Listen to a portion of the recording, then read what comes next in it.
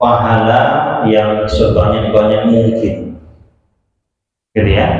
Allah antarkan kita kepada bulan Ramadan, Allah berikan kepada kita kesempatan untuk menemui hari-hari ini 1 sampai dengan 10 Dzulhijjah adalah hari yang sangat mulia, yang kata Rasulullah SAW, ma min ayyamin al-amal salih fihinna khairun wa ahabbu ila Allah min hadhihi al-ashr. Tidaklah ada amal-amalan yang dikerjakan oleh seseorang pada hari-hari ini, hari 1 Dzulhijjah sampai dengan 10 Dzulhijjah, yang lebih Allah cintai daripada hari-hari yang lainnya. Jadi hari ini adalah hari yang waktunya beramal. Kalau orang pedagang, dia paham sekali kapan waktunya ramai dagangannya. Petani juga sama, dia paham sekali kapan kira-kira bisa panen raya. Ya, orang-orang beriman, ya, pun paham kapan waktunya meraih pahala yang sebanyak-banyaknya, karena Allah Subhanahu wa Ta'ala menjadikan hari-hari itu yang istimewa. Ini adalah di antara kasih sayang Allah Subhanahu wa Ta'ala kepada hamba-hambanya. Dalam sebuah hadis Nabi kita Muhammad SAW, beliau suatu saat ketika selesai peperangan, maka ada orang-orang yang ditawan. Di antara tawanan tersebut adalah seorang ibu-ibu yang dia lagi mencari anaknya yang masih bayi, terpisah gitu ya, cari sambil nangis, ya, sambil sedih, lari ke sana ke sini, di mana anak saya, bayi saya. Tiba-tiba dia menemukannya, langsung diambil, langsung dipeluk sambil menangis haru, kemudian dikasih ASI, ya, sambil terus menangis karena senangnya ketemu dengan anaknya. Maka Nabi Rasulullah SAW melihat pemandangan ini. Kemudian beliau berkata kepada para sahabat-sahabatnya yang hadir ketika kejadian tersebut. Nabi kita mengatakan, atarawna hadhil mar'ah tawrihatan waladaha binar. Kira-kira ibu ini yang lagi meluk anaknya, yang baru terpisah dari anaknya ini, tega enggak dia akan melemparkan anaknya tersebut ke dalam bara api? Ya, akhirnya Rasul sahabat mengatakan tidak mungkin, gitu ya, tidak mungkin tega. Maka kata Rasulullah SAW, Allah arhamu, Allah itu lebih sayang beribadihi dengan hamba-hambanya, min hadhil daripada sayangnya ibu tersebut kepada anaknya tadi. Ya, kalau kita punya anak, masya Allah, ya, benar-benar dijaga, disayang, ya, kita berpisah sedikit sudah kangen, ya, dia sakit rasanya pengen kita aja yang sakit, gitu kan ya orang tuanya. Nah, apa Allah Subhanahu wa Ta'ala lebih sayang hamba-hambanya ketimbang kasih sayang seorang ibu dalam kondisi seperti itu? Makanya di antara kasih sayang Allah Subhanahu wa Ta'ala, kita diberikan musim-musim kebaikan. Untuk apa? Biar kekurangan-kekurangan yang lalu itu dapat ditutupi. Ya, di antaranya adalah sekarang ini. Cuma masalahnya tidak semua orang menyadarinya. Ya, tidak menyadarinya. Baik itu karena dia tidak mengerti ilmunya. Nanti biasanya dia orang malas untuk beramal soleh, ya, biasanya karena dia tidak mengerti tentang fadilah-fadilahnya, gitu ya. Nah, kenapa Anda semangat datang ke masjid? Subuh-subuh, waktunya paling nikmat untuk tidur. Kenapa Anda datang ke masjid? Mati lampu lagi, gitu. gelap-gelap hujan lagi. Ya, tapi kalau pas kita tanya orang yang kayak itu, pasti dia akan melihat, menjawab, fadilahnya besar. Rasulullah SAW mengatakan apa? Basyiril masya'in ilal masajid binuri tamati yaumil qiyamah. Kasih tahu, kasih kabar baik kepada orang-orang yang dia melangkahkan kakinya ke rumah-rumah Allah Subhanahu wa taala dengan kondisi gelap, ya, gelap di dunia ketika malam hari. Kata Rasulullah SAW, kabar gembiranya apa? Nanti akan diberikan kemudahan baginya untuk melewati yang namanya sirat, jembatan di atas neraka jahanam. Karena kondisinya gelap dan seseorang bisa melewati tergantung amalannya, dan di antara amalannya yang membuat cahayanya terang itu adalah apa? Kita melangkahkan kaki kita ke rumah Allah Subhanahu wa taala. Pasti dia tahu hadis ini, insya Allah gitu. Jadi semangat, nggak apa-apa, gelap-gelap paling jatuh ya sedikit ya. Kalaupun luka sedikit. Nah nanti hari kiamat kalau di atas sirat saya nggak punya lampu, gelap, jatuhnya bukan lagi ke tanah, tapi kemana? Ke bawah, ke neraka. Alhamdulillah. Seperti itu ya. Begitu sama dengan hari-hari berikut yang kita akan hadapi, yang sedang kita hadapi saat ini. Seharusnya kita hari-hari ini apa? Lebih bersemangat dalam beribadah. Lebih semangat lagi ketika pas bulan Ramadan kemarin. Ulama-ulama kita mereka berpendapat bahwasannya 10 pertama bulan Dzulhijjah ini 1 sampai 10 lebih utama dari seluruh bulan, bahkan 1 sampai 20 bulan Ramadan. Kalau 10 terakhir bulan Ramadan istimewa. Kenapa? Ada malam Lailatul Qadar. Tapi kan cuma malam dan 1 malam. Jadi ya, 1 malam. Dan itu nggak semuanya orang apa? Tahu kapan terjadinya. Udah malam ganjil, ternyata di malam genap, gitu kan ya. Sudah di malam genap, di etika, ternyata di malam ganjil. Seperti itu. Tapi kalau bulan ini 10 hari yang pertama bulan Dzulhijjah ini, mau siang mau malam ya, semuanya dari 1 sampai 10 ini umum. Kata dalam hadis tadi yang sahih, ini adalah hari-hari yang paling Allah cintai tatkala pas hamba-hambanya beramal soleh. Sampai Allah Subhanahu wa taala bersumpah dalam surah Al-Fajr, wal fajri wa layalin 'ashr. Demi waktu fajar dan 10 malam pertama ya. Para ulama kita mengatakan maksudnya di sini adalah apa? 10 pertama di bulan Dzulhijjah. Sampai Allah Subhanahu wa taala bersumpah, berarti tidaklah Allah Subhanahu wa taala bersumpah dengan makhluk-makhluknya kecuali di sana ada keistimewaannya. Maka kita harus bersemangat ya. Bulan ini 10 hari ini terkumpul di sana induk-induknya semua ibadah. Dari apa? Sholat tiap hari ya gitu ya. Kemudian sodako juga tiap hari bisa. Kemudian apa lagi? Puasa. Nah, yang bikin puasa kita puasa sunnah ya, istimewa terutama nanti di bulan apa, di tanggal 9 Dzulhijjah atau lebih dengan puasa Arafah. Istimewa gitu ya. Nah, yang tidak ada pada bulan-bulan dan hari-hari yang lainnya adalah apa? Rukun Islam yang kelima, yaitu ibadah haji.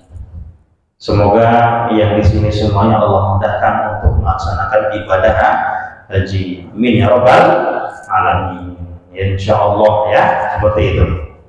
Nah, ibadah haji berarti apa? Induk-induk ibadah terkumpul pada hari ini, Makanya Allah mengistimewakan hari-hari ini agar kita semangat beramal. Amalan apa aja Ustaz? Banyak. Seluruh amal soleh. Dari apa? Sholat pasti, baca Quran pasti. Pokoknya ibadah-ibadah yang sifatnya memang ibadah, asal mulanya ibadah pasti. Silaturahim, iya. Berbuat baik, beramal sosial, iya. Ya. Tapi di sana ada yang amal-amal ini semua. Yang kita apa? Khusus. Allah Subhanahu wa Ta'ala perintahkan kita untuk beramal pada hari-hari ini. Apa di antaranya yang mungkin banyak di antara kita belum mengamalkannya adalah takbiran. Nah, ini ya, apa? Takbiran. Kalau kita kenal takbiran Ustaz, itu hari-hari raya. Ya betul, ya, tidak salah. Tapi ya, takbiran di sini ada dua macam. Pertama adalah takbir muqayyad. Para ulama kita dalam kitab-kitab ilmu fikih menjadikan takbiran di sini ada dua macam. Pertama adalah takbir muqayyad, takbir yang bebas. Allahu Akbar, Allahu Akbar, Allahu Akbar. La ilaha illallah, wallahu akbar, Allahu akbar walillahil hamd. Ini yang mutlak, yang kedua yang mutlak ya. Kalau yang mutlak jadi apa? Dia terikat dengan waktu kapan? 9 Dzulhijjah nanti sampai dengan hari Tasyrik. Ya, 10, 9, 10, 11, 12, 13, 5 hari. Biasanya kalau kita habis sholat kita zikir Rasulullah, kemudian Subhanallah, Subhanallah ya. Nah, ketika pas ada hari yang takbir muqayyad tadi kita ganti, kita tambahi dengan takbir. Nah ini. Kemudian ada yang mutlak. Nah, ini yang mutlak ini yang mutlak ini banyak sekali kita lakukan. Kapan Ustaz? Kalau Idul Adha waktunya adalah ketika pas sudah mulai terhilal 1 Dzulhijjah. Tadi malam itu sudah boleh untuk takbiran kapanpun dan dimanapun. Ya kalau istighfar kapan aja silahkan. Tapi kalau takbiran ya Allahu Akbar, Allahu Akbar, Allahu Akbar gitu ya, yang kayak orang lebaran itu. Nah, sudah disyariatkan sejak apa? Tadi malam ketika pas pemerintah mengumumkan apa? 1 Dzulhijjah ternyata jatuh pada hari Sabtu, maka tadi malam sampai saat ini sampai nanti hari Tasyrik kita diperintahkan oleh Rasulullah SAW untuk memperbanyak takbir yang pertama. Jadi kalau nanti pas lagi di kantor gitu kan sambil takbiran, tapi nggak usah keras-keras gitu. Kadang-kadang ganggu orang gitu ya. Suara-suara yang kira-kira bisa kita apa? Renungkan gitu kan ya. Kemudian kalau di lapangan, bapak-bapak yang lagi apa di lapangan, di kebun, takbiran, berjalan gitu kan. Bagus. Hari-hari ini diperintahkan. Rasulullah mengatakan fa'akthiru fiha minat takbir wa tahlil. Tahlil itu mengucapkan la ilaha illallah. La ilaha illallah wahdahu la syarika lah, lahul mulku wa lahul hamdu wa huwa ala kulli syai'in qadir. Jangan lupa ini kata-kata ini adalah yang ditekankan untuk kita ucapkan pada hari Arafah.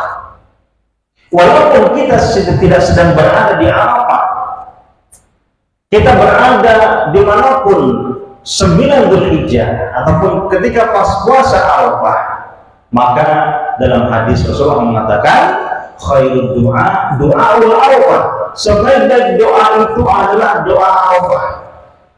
Yang dimaksud di sini adalah Rasulullah mengatakan la ilaha illallah wahdahu la syarika lah. La ilaha illallah. Ini apa itu doa Ustaz? Doa itu ada dua macam. Namanya doa al-mas'alah. Doa masalah itu yang kita minta, ya Allah, berikanlah kepadaku kesehatan, berikanlah kepadaku rezeki yang luas, terimalah amal ibadahku, berikanlah kemudahan segala urusanku. Itu doa yang namanya apa? Doaul masalah. Tapi ada jenis doa yang lainnya, yaitu doaul ibadah. Apa itu? Kita sholat, kita zakat, kita puasa, kita berzikir, mengucapkan la ilaha illallah, itu juga doa. Cuma bedanya kita tidak meminta gitu ya, secara khusus untuk diri kita, tapi juga dalam agama kita itu juga dinamakan doa. Makanya pengertian sholat itu apa secara bahasa? Secara bahasa sholat itu adalah doa. Secara istilah syar'inya adalah perbuatan dan perkataan dengan rukun syarat tertentu yang dimulai dengan takbir, diakhiri dengan salam. Maknanya juga doa. Bukankah terkumpul dalam sholat itu semuanya doa? Dari takbir Allahu Akbar, Alhamdulillahirabbil alamin, kita baca Al-Fatihah, ihdinas siratal mustaqim. Mulai dari tersebut, di sana kita memohon petunjuk kepada Allah. Tunjukkanlah kepada kami jalan yang lurus. Doa. Ruku, Allahu Akbar, memuji, doa juga. Ya, isinya dalam sholat kita doa. Dan itu sebagai apa? Tanda. Ya, makanya tatkala Rasulullah SAW mengabarkan tentang ada umatnya nanti di padang mahsyar, bahwasanya umatku nanti akan aku kenal lewat apa? Bekas wudhunya. Tatkala itu manusia berkumpul semuanya di padang mahsyar, sama semuanya. Para sahabat bertanya, Rasulullah, bagaimana engkau akan bisa membedakan antara umatmu dan umat yang lainnya? Maka beliau sallallahu alaihi wasallam mengatakan, "Ghurrun muhajjalina min atharil wudu." Aku akan mengenal umatku nanti dari bekas putih yang berada di tempat-tempat yang biasa mereka cuci tatkala pas berwudu. Makanya orang-orang yang tidak sholat, wujuhul yauma idzin, wajah mereka pada hari itu buram, ngaku saya umatnya Rasulullah. Mana buktinya, gitu kan ya? Kamu tidak memiliki tanda. Ya sebagaimana umat-umat yang lainnya memiliki kecerahan pada mukanya, kecerahan pada tangannya, kepalanya, kakinya, karena disebabkan karena kita tatkala pas hidup di dunia itu adalah kita sholat kemudian didahului dengan berwudu. Dan itulah masyarakat muslimin. Jadi pada hari ini kita diberikan secara khusus untuk memperbanyak takbir, tahlil dan tahmid, mengucapkan alhamdulillah. Kemudian Nabi sebenarnya lain bahasa Rasulullah SAW, beliau berpuasa 1 sampai dengan 9 Dzulhijjah. Masya Allah gitu kan ya. Biasanya kalau yang puasa-puasa ini yang sepuh-sepuh, yang rajin gitu kan ya. Kalau yang masih muda ini kadang-kadang nafsunya masih besar ya. Tapi minimal ya nanti jangan lupa ketika pas 9 Dzulhijjah berarti insya Allah jatuh pada hari Ahad. Kita catat semuanya, kita ajak keluarga kita untuk melaksanakan puasa Arafah. Kalau sanggup dari pertama sampai tanggal 9 silakan berpuasa, boleh. Kurang sanggup Ustaz, bagaimana? Ambil Senin Kemisnya, hari Senin nanti, hari Kemisnya nanti, kemudian hari Arafahnya nanti. Ustaz nggak sanggup Ustaz, kita kerja di lapangan ya. Berat Ustaz, jangan lupa nanti hari Ahadnya. Hari Ahad kan libur ya, insya Allah kita karyawan, poso lah gitu kan ya. Sebagai apa? Bentuk tambahan ibadah kita kepada Allah Subhanahu wa Ta'ala.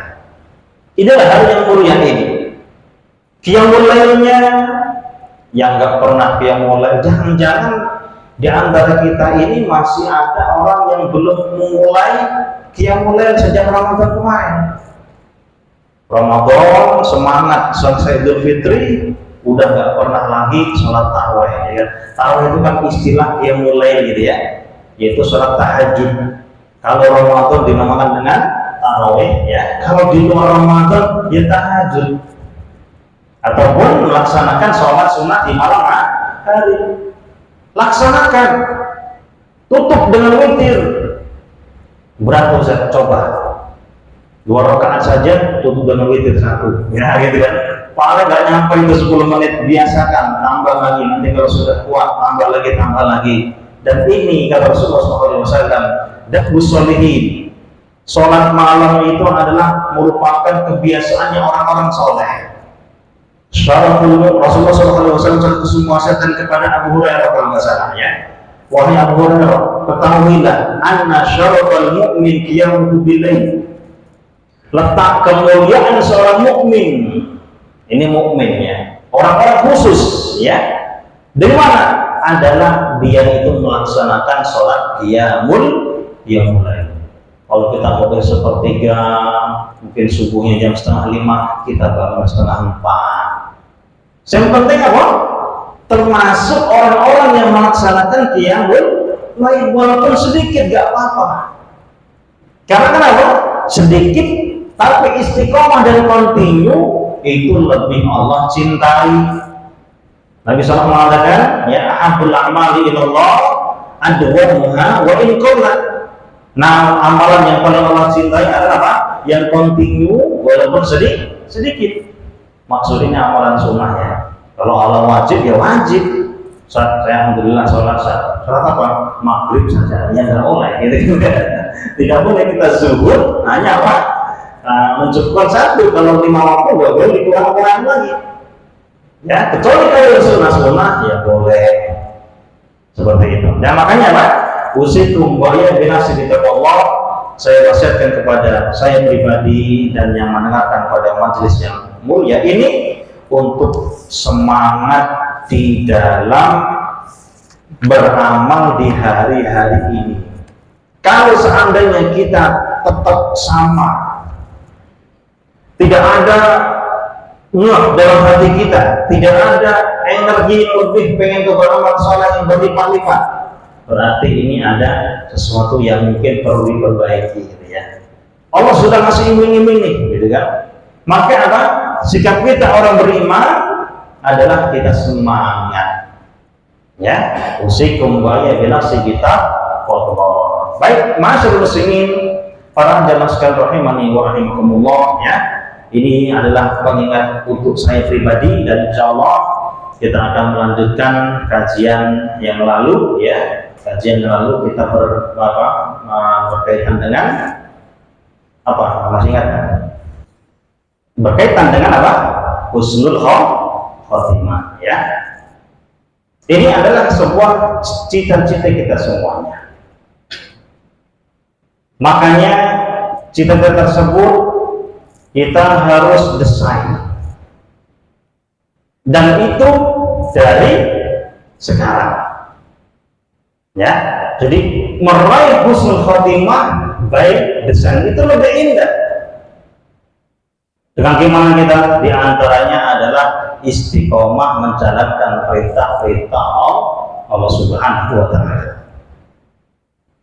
Nah, kita akan mulai masuk kepada pembahasan berikutnya. Tatkala pas seseorang datang kepadanya malaikat maut. Ya, ini adalah sesuatu yang pasti kita akan menghadapi semuanya. Makanya kita siapkan ini, ada bocoran dikit dari Rasulullah SAW. Agar apa? Kita dikasih bocoran ini agar kita bersiap siap, ya, agar kita bersiap-siap. Memang masalah ruh ini, ya, sedikit Allah Subhanahu wa Ta'ala kabarkan kepada kita sedikit. Wa ma utitum minal ilmi illa qalilan. Tidaklah kamu dikabarkan berkaitan dengan alam ruh kecuali sedikit. Cuma yang sedikit ini kita baca agar bisa menambah keimanan kita kepada Allah Subhanahu wa taala. Baiklah, ya. Dalam sebuah hadis Rasulullah SAW, beliau mengatakan bahwasanya orang yang paling baik di antara kalian, beliau sini menyampaikan paling baik itu banyak sekali. Orang paling baik adalah kayak gini, orang paling baik adalah kayak gini. Nah, kita ini kalau bisa semangat untuk menjadi semuanya gitu ya. Di antaranya apa? Khairukum man ta'allama al-Qur'an wa 'allamahu. Sebaik-baik kalian adalah orang yang mengajarkan Al-Quran dan mengajarkannya, belajar Al-Quran dan mengajarkannya. Wah, semangat di dalam belajar Al-Quran. Kita menjadi apa? Orang yang terbaik. Kemudian yang lainnya, ya, Rasulullah mengatakan, khairukum qada'an. Sebaik-baik di antara kalian adalah orang yang paling baik kalau membayar hutang. Wah, begitu ya. Memang ini sesuatu yang luar biasa, masalah hutang ini apalagi saat ini. Makanya pengajian saya pekan-pekan ini masjid-masjid itu ya masalah ini nih gitu. Karena banyak sekali status kawan-kawan gitu kan. Lihat kondisi saat ini yang mungkin banyak perekonomian banyak yang apa? Sedang Allah uji. Ya, sehingga apa? Kita bisa lebih hati-hati. Dan Rasulullah SAW mengatakan sebaik di antara kalian adalah orang yang paling baik bayar utangnya. Kalau baik murah atau gimana? Pertama ada mungkin on time yang minimal ya, bayarnya on time. Kalau kita sudah jatuh tempo tadi itu kita laksanakan. Yang lainnya adalah apa? Kita sebagai terima kasih kepada orang yang memberikan hutang. Nabi kita Muhammad SAW, jadi suatu saat beliau berada di masjid. Tatkala pas berada di masjid, datang ini sahabatnya nagih hutang ke Rasulullah. Bayangkan coba, di masjid Nabi ditagih hutang. Wahai Rasulullah, engkau masih ada hutang dengan saya gitu. Para sahabat udah mulai marah itu ya. Tapi Nabi itu hebatnya kayak gitu. Beliau walaupun bagaimanapun kalau dalam masalah kayak gini nggak marah, bahkan terima kasih. Nah, ketika Rasulullah SAW, ya akan saya bayar. Dia perintahkan sahabat yang lainnya untuk apa? Coba ambilkan karena Rasulullah ada utang unta. Ya, sahabatku, tolong ambilkan unta yang di belakang. Ya, kasihkan ke dia. Sahabatnya langsung kemana? Ke belakang, memilih-milih unta yang sepadan dengan utangnya Rasulullah. Bukan utang itu pinjaman apa ya? Beliau karena kebutuhan gitu kan ya. Nah, itu. Para sahabat mengatakan kepada Rasulullah, sampai saat ini tidak ada hewan yang semisal dengan apa? Dengan utang yang beliau. Kata Rasulullah SAW, ambil yang terbaik. Beliau mengambil unta yang terbaik, dikasihkan kepada sahabat yang mengutangi tadi. Beliau pun mengatakan khairukum qada'an. Sebaik-baik di antara kalian adalah orang yang kalau bayar utang itu dengan cara yang seperti itu. Jarang sekali kan ya. Makanya apa? Rasulullah SAW mengatakan sebagai manusia terbaik. Di antara yang lainnya apa? Rasulullah mengatakan ya, di antara manusia terbaik man tala umruhu wa hasuna amaluhu. Umurnya panjang, amalannya bagus. Masya Allah ya, dari cerita-cerita yang paling panjang ini panjang apa yang ada di sini. Masya Allah ya. Mungkin Bapak itu masih kalah juga ya. Pak Ridwan berapa Pak Ridwan? Ada 65an. Ada ya? Oh 62. Masya Allah masih jauh dengan Pak Fauzi, Masya Allah ya. Yang paling baik adalah apa? Tapi ini agak susah. Tidak semua orang bisa mendapatkannya. Ya, orang yang panjang umurnya tapi baik amalan. Nah itu. Nah, berkaitan dengan itu ya, maka tatkala pas sudah datang, sudah sempurna rezeki kita, kadar rezeki tersebut sudah kita ambil semuanya, maka Allah Subhanahu wa taala akan mengutus para malaikat untuk menjemput jiwa kita. Itu.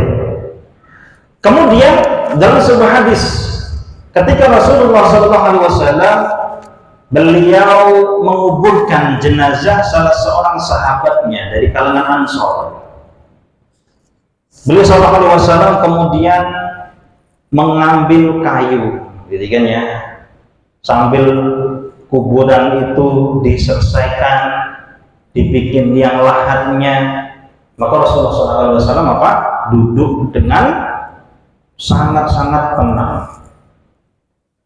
Kemudian beliau SAW mengatakan dalam hadisnya, "Ista'idu billahi min adzabil qabri marratain." Beliau mengatakan, mintalah perlindungan kepada Allah dari siksa kuburan. Beliau mengatakan sebanyak 2 kali atau 3 kali dalam riwayat.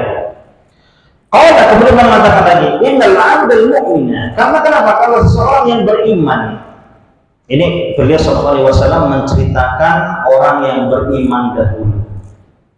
Kan jiwa ini ada 2 kemungkinan, beriman dan tidak beriman, baik ataupun baik, cuma kurang baik atau bahkan tidak baik. Nah, beliau SAW menceritakan orang-orang yang beriman. Idza kana fil qita'i minad dunya, apabila dia sudah menjelang akhir hayatnya, wa iqbali minal akhirah, sudah mulai masuk gerbang akhirat, karena kematian itu merupakan gerbang akhirat, pemisahnya alam barzakh. Jadi ibaratnya kalau sudah masuk gerbangnya, sudah mulai masuk kampung akhirat. Nah itu, nazala ilaihi malaikatun minas sama' bidul wujuh, maka akan datang kepadanya malaikat dengan wajah yang sangat-sangat berseri-seri putih. Karena wujuhum asyams, berdasarkan mengatakan bahwasanya apa, seolah-olah mukanya itu kayak matahari. Wa ma'ahum kafnun min aqfalil jannah. Kemudian pada diri dia itu dia sambil membawa kain kafan dari surga. Kalau seandainya di dunia kita dikafani jasad kita, kalau pas nanti roh kita dicabut, maka nanti pun akan dikafani juga oleh malaikat. Makanya kalau di dunia ini kita masih sempat menyiapkan, ya disiapkan, beli kafan yang bagus. Nah, saya sudah punya kafan di rumah. Ya nanti kalau saya itu ya saya pakai, ya. Saya pesankan kepada keluarga saya seperti itu ya.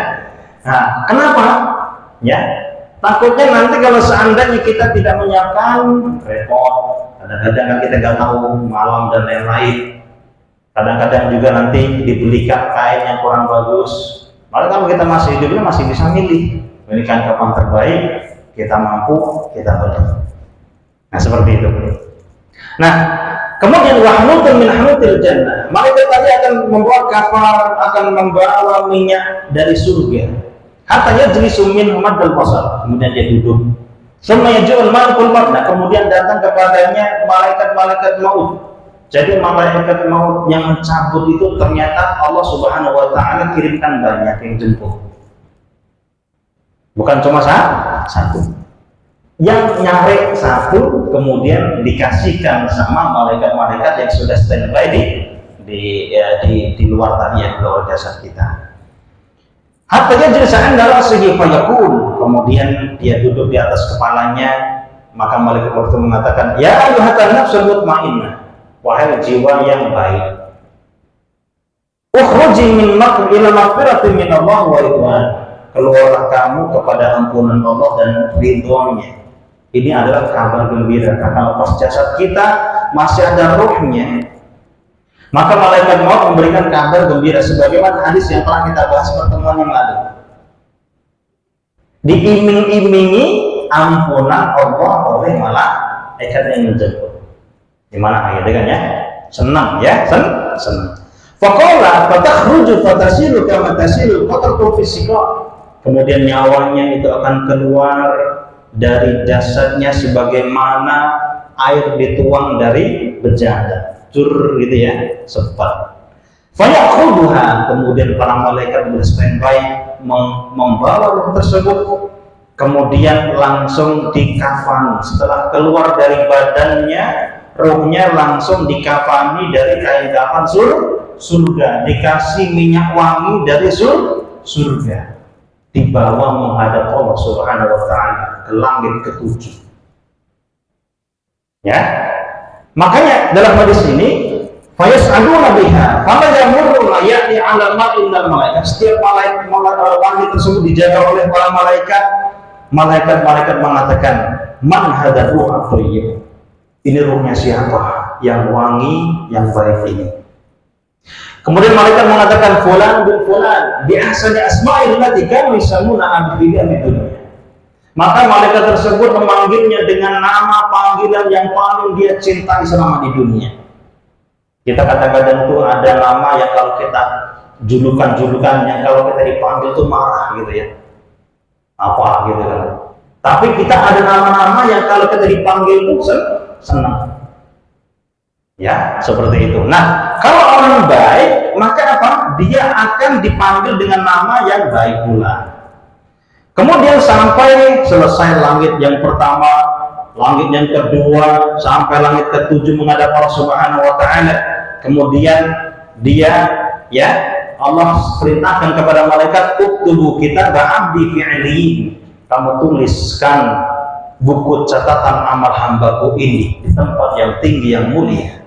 Wa'iduhu ilal ardi, kembalikan ruhnya ke jasad dia, ke bumi. Fa'ini ma'akhalaqu, karena darinya aku menciptakan dan darinya aku kembalikan. Kita ini diciptakan Nabi Adam dari tanah, dan kita akan kembali ke tanah. Ya. Kemudian dari sanalah pula kita akan dibangkitkan tatkala pas hari kiamat.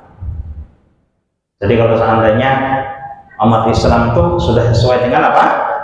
Fitrahnya, memang dari tanah, kalau meninggal dikuburkan di tanah, memang dari sana pula nanti kita akan dibangkitkan dari tanah, kita pas menghadap Allah di hari kiamat nanti. Kemudian fata'udu fi jasad dikembalikan, maka cepat ini, prosesnya cepat. Tak kalau pas sudah siap di kuburan, maka apa? Jasadnya, ruhnya sudah disatukan kembali, tapi ini alam barzah. Jasadnya sudah apa? Yang dikubur tadi, ruhnya sudah ada di sana. Dalam hadis ini, ya, kemudian tak pas orang-orang meninggalkan kuburannya, kemudian malaikat yang bertanya akan datang kepada dia. Dia akan didudukkan oleh malaikat tadi, ditanya tentang beberapa hal. Yang pertama adalah, ya, man rabbuka. Ini pertanyaan yang sekarang ini mungkin semuanya orang bisa menjawabnya. Bahkan kalau orang, mungkin ada orang Islam yang tidak pernah beribadah pun, kalau ditanya siapa Tuhan kamu, selama KTP-nya Islam, Tuhan saya ya Allah, gitu kan ya. Siapa Nabi kamu? Nabi saya Muhammad. Apa kitabnya kamu? Saya Al-Quran, pasti gitu. Tapi di dalam hadis ini Rasulullah SAW menggambarkan orang-orang beriman saja yang bisa menjawab dengan lancar. Tuhan saya Allah, Nabi saya Muhammad, kitab suciku adalah Al-Quranul Karim. Karena memang tak kalah pas hidup dia istiqomah di atas hal tersebut. Allah mudahkan dia untuk menjawab. Makanya dalam Al-Quran, yusabbiqullahu alladziina aamanu biqawli tsabitin fil hayatid dunya. Tak kalah pas di dunia Allah sudah kokohkan kata-kata tersebut. Apa? Menjelang dia meninggal dunia. Ketika pas menjelang meninggal dunia, dia Allah mudahkan untuk mengucapkan kalimat la ilaha illallah di akhir hayatnya.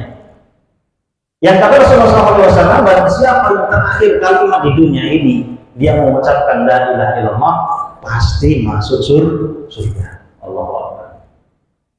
Begitupun mereka pas di kuburan, fil akhirat, dalam ayat suci ya, di akhirat. Kapan itu? Tak kalah pas malaikat penanya itu datang, diberikan baginya kemudahan. Sebaliknya, ya, kita sekarang akan membaca hadis yang sama, cuma ini untuk orang yang tidak baik, orang yang banyak keburukannya. Ya, semoga Allah Subhanahu wa taala mengampuni dosa kita semua. Kita baca ya. Jadi setelah ditanya dia bisa menjawab, kemudian malaikat mengatakan, "Saudara, kamu betul." Kata Allah Subhanahu wa taala, "Fa'abshiru fil jannah." Tolong bentangkan surga. Jadi setiap pagi dan sore ruhnya orang-orang beriman itu diperlihatkan surga pagi dan sore. Pagi dan sore. Wah, karena dia mendapatkan kenikmatan kuburan tersebut tidak sama dengan surga. Kenikmatan di surga lebih sempurna lagi. Makanya ruhnya orang-orang beriman, mereka berdoa kepada Allah, "Ya Rabb, ajlis sa'ah, ya Rabb, segerakanlah datang hari kiamat. Karena aku pengen kumpul lagi dengan siapa? Dengan keluargaku." Beda dengan orang-orang yang tadi setiap pagi dan sore diperlihatkan kepada yang neraka. Sudah diazab di kuburan, ya. Kemudian setiap pagi dan sore untuk menambah siksaan dia itu diperlihatkan neraka setiap pagi dan sore. Sehingga orang tersebut berdoa kepada Allah, "Ya Rabb, ajlis sa'ah, tunda hari kiamat. Jangan sampai terjadi hari kiamat." Nah ini ya, makanya ini adalah contoh yang kedua yang Rasulullah SAW katakan bahwasanya nanti akan dijemput oleh malaikat dengan penuh kegarangan, mengerikan. Kemudian akan dikasih kain yang kasar. Kemudian akan dikasih minyak yang sangat bau sekali. Sampai-sampai para malaikat yang dilewati ruh tersebut kesana kesini semua yang mengatakan, "Ini bau bangkai siapa?" Kemudian dipanggil dengan nama dia yang paling buruk, yang kalau dia dipanggil marah. Kemudian belum tembus langit pertama, Allah sudah perintahkan kepada malaikat untuk melempar ruhnya ke jasadnya lagi, dilempar, tidak dibawa sebagaimana orang-orang yang beriman. Kemudian ditanya, "Siapa Tuhanmu? Siapa nabimu? Siapa apa kitab sucimu?" Dia mengatakan berarti dia tuh tahu gitu, cuma apa susah ngomongnya gitu kan. Akhirnya dipukul oleh malaikat, disiksa. Nauzubillah min dzalik. Kemudian ya, ini pentingnya ilmu. Dalam riwayat yang lainnya, salah seorang imam hadis dia mengatakan bahwasanya ada jawaban yang lain daripada jawaban apa itu?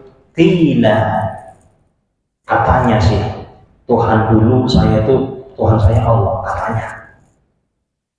katanya dulu kitab suci saya Al-Quran, katanya dulu Nabi saya adalah Muhammad SAW. Ini kan jawaban yang berdasarkan katanya, tidak berdasarkan ilmu. Makanya apa? Dia mendapatkan siksa. Maka setiap sore dia diperlihatkan kepadanya neraka pagi dan sore. Kemudian dikasih teman yang buruk dalam hadis ini. Kalau yang beramal soleh, orang beriman tidak akan dikasih teman yang baik, wangi, ramah. Di kuburan ada temannya. Tak kalau orang-orang yang jahat tadi, yang maksiatnya dominan dan lain-lainnya, maka apa ditemani oleh seseorang laki-laki yang sangat-sangat mengerikan, busuk, dalam hadis ini kasar, sampai hari kiamat. Diperlihatkan kepadanya tempat dia di neraka setiap pagi dan sore, kuburan disempitkan. Kalau orang beriman, kuburannya dilapangkan sejauh mata memandang dalam hadis ini. Makanya ya, kaum muslimin rahimani wa rahimakumullah, ini adalah sedikit bocoran ya dari Nabi kita Muhammad SAW tentang perjalanan yang pasti akan kita lewati. Untuk apa? Agar kita bersiap-siap. Utsman bin Affan radhiyallahu anhu, sahabat yang dijamin masuk surga. Bahkan Rasulullah mengatakan jaminan masuk surga bukan sekali, berkali-kali gitu kan. Dalam ayat Al-Quran jelas ya, dalam hadis Nabi Sallallahu Alaihi Wasallam beliau kan beramal. Ini Utsman ini sampai sekarang pun ya, kalau kita lihat di belakang Masjid Nabawi itu ada namanya hotel, namanya Utsman bin Affan. Itu punya beliau, gitu ya. Ya, hotelnya besar, sampingnya pas jalan itu kan ya. Dari hasil apa? Dari hasil kebun wakafnya Utsman bin Affan. Dari zaman Nabi sampai sekarang masih digunakan terus. Sudah berapa pahala yang dia dapatkan? Padahal beliau adalah sahabat. Kalaupun dia nggak beramal kayak gitu, sudah masuk surga pasti.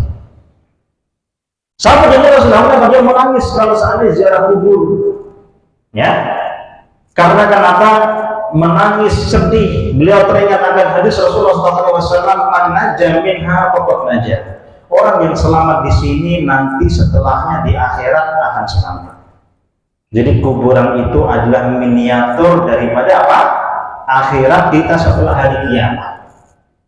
Kalau masih kita di kuburan disiksa, di benar-benar mendapatkan siksaan, begitu pun nanti di akhir ketika pas hari kiamat. Makanya sahabatnya Utsman bin Affan, budaknya beliau mengatakan, wahai khalifah, engkau disebutkan di hadapanmu tentang neraka, tapi engkau nggak menangis. Tapi tak kalah disebutkan di hadapan engkau, tak kalah pas ziarah kubur, kenapa engkau malah menangis sejadi-jadinya? Tadi jawaban beliau apa? Kalau orang selamat dari sini, dia akan selamat selamanya. Kalau orang nggak selamat dari sini, maka nggak akan pernah selamat selama-lamanya. Siapa yang menentukan keselamatan itu semuanya adalah saat ini kita hidup yang sementara ini. Nah gitu ya. Jadi masyaallah muslimin rahimakumullah ya.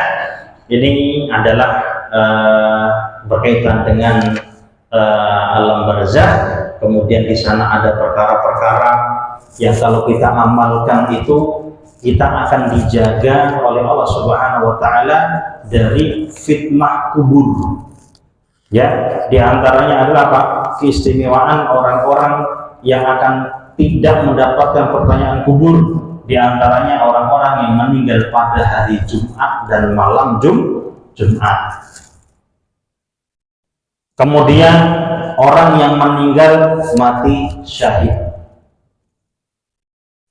Ya, makanya di sana ya ada tiga hal. Yang pertama itu orang yang meninggal mati syahid, orang yang meninggal dalam keadaan murabit berjaga di daerah perbatasan. Ini berarti para tentara ya, para tentara kita gitu ya. Yang ketiga adalah orang yang meninggal di hari Jumat atau malam Jumat. Istimewanya maka dia akan dijaga dari siksa kubur apabila orang-orang yang beriman gitu ya. Seperti itu. Ustaz, tetangga saya ada Ustaz, dia tuh pokoknya nakal gitu kan ya. Tapi malam Jumat, hari Jumat nih kan ya, itu keistimewaan dia. Mungkin kelihatannya nakal gitu kan ya. Cuma kadang-kadang kita nggak tahu, mungkin hatinya itu pengen meninggalkan maksiat. Hatinya itu tauhidnya ada gitu kan ya. Makanya kita tidak boleh apa? Menganggap remeh orang-orang. Rasulullah SAW melarang kita untuk menghina orang-orang yang sedang melakukan kemaksiatan. Orang-orang yang dia lagi minum, orang yang dia mungkin sedang berbuat dosa besar, kita tidak boleh menjustis dia, tapi kita apa? Nasihatin dia. Kalau bisa jadi apa? Dia bisa meraih husnul khotimah, sedangkan kita ya belum tentu husnul khotimah. Kan akhirnya itu yang menentukan kita semua. Seperti itu. Nah, ada amalan-amalan yang itu kalau kita amalkan Allah Subhanahu wa taala akan siksa, akan jaga kita daripada azab kubur. Di antaranya adalah dalam sebuah hadis Rasulullah SAW mengatakan tentang surat Al-Mulk. Ya, ditanya tentang surat Mulk. Kemudian beliau menjawab, fa innaha, dia itu juga dikatakan sebagai surat benteng. Maksudnya apa? Kalau kita mengamalkan, kita sering membacanya, insya Allah kita akan dilindungi daripada azab kuburan. Ya, itu. Nah, ada sebab-sebab kita mendapatkan hisab kubur secara khusus. Ya, di antaranya adalah tadi dalam sebuah hadis Rasulullah mengatakan Nabi pernah melewati dua kuburan. Dua kuburan ini berbeda-beda. Yang satu ini diadab, satu lagi diadab juga. Beliau mengatakan dua orang ini tidaklah diadab karena dosa yang mereka dianggap sebagai dosa besar. Artinya apa? Dia meremehkannya, padahal itu dosa besar. Rasul mengatakan, bahkan ada rumah yang si bin namimah, yang satu ini yang sedang siksa ini, dia itu sukanya ngadu domba. Makanya hati-hati, apalagi sekarang banyak medsos ya yang provokatif, ngadu domba. Itu diantaranya orang-orang yang takkan meninggal hidup di dunia sukanya ngadu domba, nanti akan mendapatkan siksa di kuburan. Yang kedua, ya, bahwasanya fakana la yasatir min baulihi. Kalau kencing itu nggak hati-hati. Ya, statir di sini maknanya diantaranya apa? Nggak malu, gitu kan ya. Banyak orang lewat tetap aja mujur. Wah, ini ya. Mungkin apa? Kebelet ya, mumpung mobilnya dipinggirkan, cuma ibaratnya nggak kelihatan depannya, belakang. Nah, ini juga termasuk. Di antaranya adalah orang-orang yang tidak dicuci. Masalah air kencing ini, yang penting ini masalahnya semuanya berkaitan dengan air kencing. Bisa karena dia tadi gak malu, kencing sembarangan, bisa karena gak beres, sehingga bajunya kena najis dan lain-lainnya.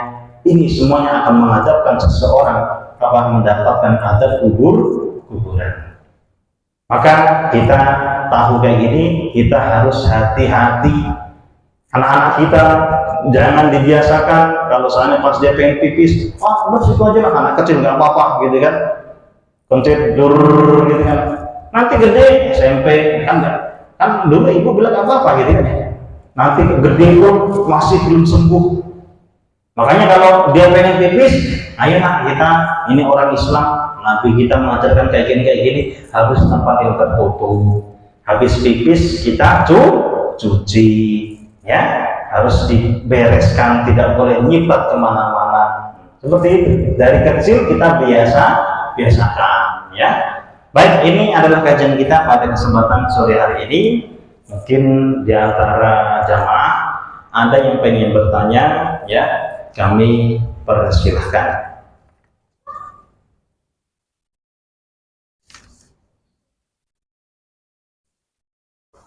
Nggak ada yang bertanya ya?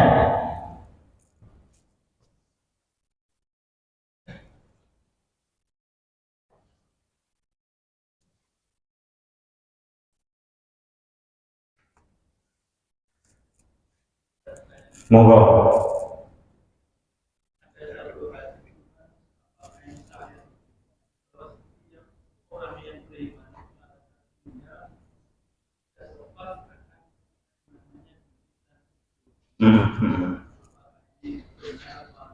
Ya, betul.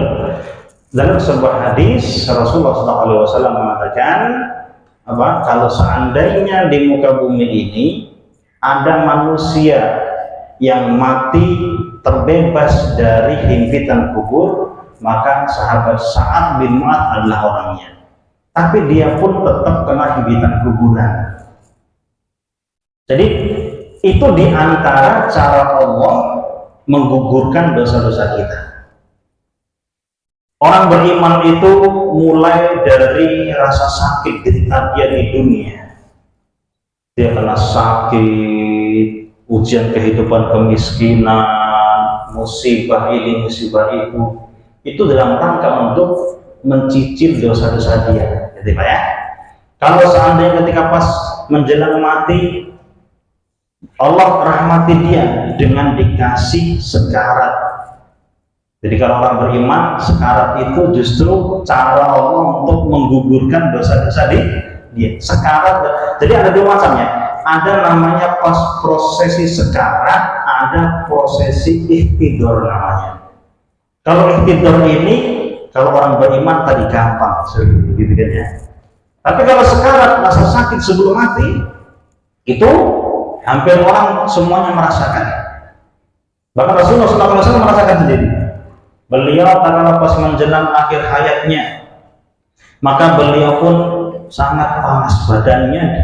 Kemudian beliau pun meminta air dalam bejana untuk ditaruh tangan beliau sebagai biar dingin. kemudian taruh lagi. Beliau mengatakan inna lil mauti sakaraat. Sesungguhnya kematian itu pasti ada namanya sekarang. Ya, seperti itu. Jadi ini kalau masih kurang juga ada himpitan kubur. Kalau masih kurang juga dosanya masih banyak, disiksa di kuburan. Ini jadi ada orang beriman itu yang disiksa di kuburan ada. Ya, tapi apa siksa tersebut dalam rangka untuk menggugurkan dosa-dosanya. Nanti kita kalau pas dihisab udah lumayan ringan. Jadi seperti itu. Jadi termasuk juga apa? Himpitan kubur. Tapi kalau orang beriman dihimpit kemudian dilonggarkan lagi. Dalam hadisnya seperti itu. Tapi kalau orang-orang nggak beriman dihimpit sampai dalam sebuah riwayat tulang-tulangnya hancur dan tidak dilapangkan lagi. Wallahu a'lam bishawab. Itu hadisnya sahih. Nah, ya. Ini ada dari ibu ya. Misalnya bagaimana kalau kita sebagai makmum ketinggalan imam 1 rakaat pada saat waktu sholat id. Ya, sholat id yang cuma setahun 2 kali yang diusahakan masuk carry, gimana ya? Sudah setahun sekali terlambat gitu ya. Tapi ada kayak gitu ya. Bagaimana Ustaz? Ya dilengkapi. Nanti tak kala pas imam salam kita berdiri lagi. Gimana di rakaat kedua berarti apa? Berapa takbir? 5. Kita sempurnakan sebagaimana sholat kita berjamaah. Seperti itu. Begitupun dengan sholat Jumat yang laki-laki. Ada orang yang dia ketinggalan karena dia ada keperluan sehingga khutbah Jumat nggak ikut. Ketika pas masuk imamnya surat kedua, gimana Ustaz? Ya dia tetap ikut sholat Jumat 2 rakaat. Karena ada sebagian, kan saya nggak ikut sholat, nggak dengarkan khutbah. Tuh saya kan nggak kayak gini, ketinggalan lagi. Akhirnya ditambah 3 rakaat sholat subuh. Ya kalau kita ikut sama imam sholat Jumat, kita juga sholat Jumat walaupun ketinggalan, kita sempurnakan tambah 1 lagi. Wallahu a'lam bishawab. Itu. Sudah? Ya, baik. Kita cukupkan sampai sekian. Semoga yang sedikit ini bermanfaat untuk saya pribadi dan untuk kaum muslimin semuanya. Karena memang perkara akhirat ini adalah perkara yang paling banyak orang lupakan, sehingga dia itu tidak istiqomah di jalan Allah Subhanahu wa Ta'ala. Kalau dia ingat bahwasanya kehidupan ini sementara, dia harus mengumpulkan sebanyak-banyaknya bekal. Perjalanan berikutnya ada alam kubur, nanti dibangkitkan, ada namanya seperti syafaat, ada namanya tatayur sukuk wazan, haul sirat, dan panjang banget. Maka dia akan mempersiapkan diri dengan sebaik-baiknya. Semoga Allah Subhanahu wa Ta'ala mudahkan kita semuanya untuk bisa istiqomah dan beramal soleh sebanyak-banyak mungkin di hari-hari terbaik ini ya. Subhanallah wa bihamdika asyhadu an la ilaha illa anta astaghfiruka wa atubu ilaik. Assalamualaikum warahmatullahi wabarakatuh.